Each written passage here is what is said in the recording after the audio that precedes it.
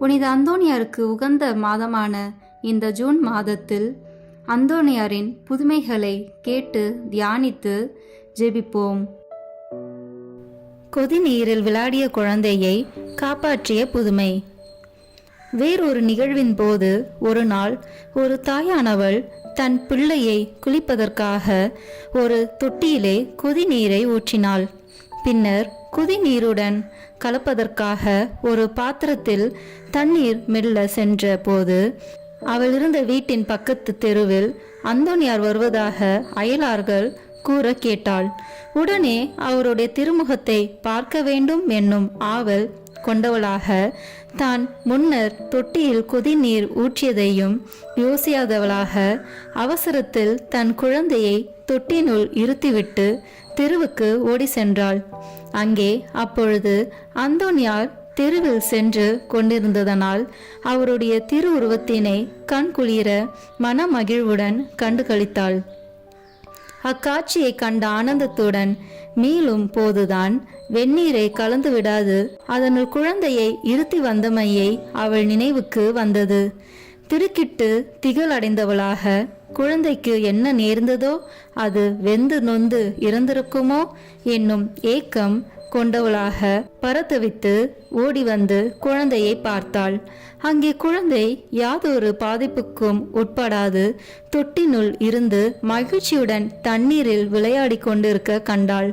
அப்போது தாயாரை குழந்தை கண்டதும் மகிழ்ச்சியுடன் தாயை நாடியது. அவள் பேராச்சரியமுற்றவளாக அந்தோனியார் அவ்விடத்து செய்த அற்புதத்தின் மகிமையை குறித்து ஆண்டவருக்கு நன்றி உணர்வுடன் வாழ்த்து கூறினாள்.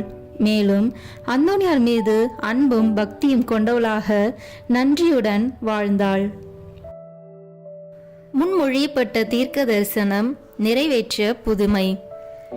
அவர்ஜன் மலை மீது இருந்த புயன்விலே மடத்தின் சீசேட்டராக 1625 அந்தோனியார் நியமிக்கப்பட்டார்.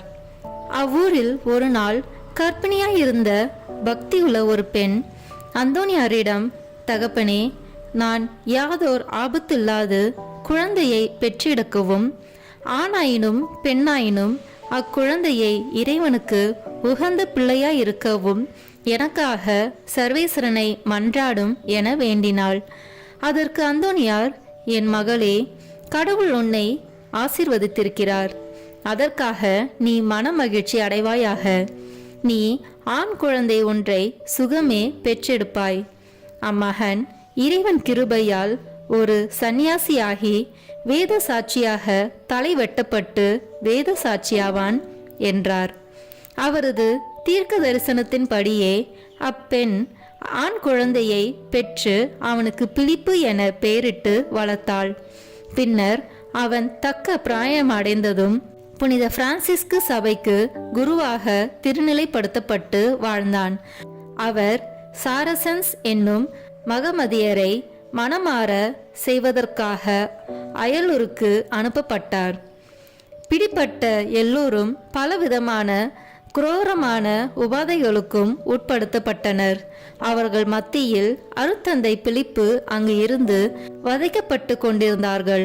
எது விதத்திலும் தங்கள் முடிவுகளை மாற்றிவிட கூடாதெனும் கருத்துடன் இறைவனை பிரார்த்தித்து கொண்டிருந்தார். மேலும் அவர் சித்திரவதைக்கு உட்பட்ட கிறிஸ்தவர்களுக்கு வேண்டிய ஆறுதல் தேறுதல்கள் கூறி தேர்ச்சி கொண்டும் தைரியப்படுத்தி கொண்டும் இருந்தார். அவர்கள் எல்லோரும் கொல்லப்பட்ட பின்னரே அருத்தந்தையும் கொல்லப்பட்டு வேத சாட்சியானார்.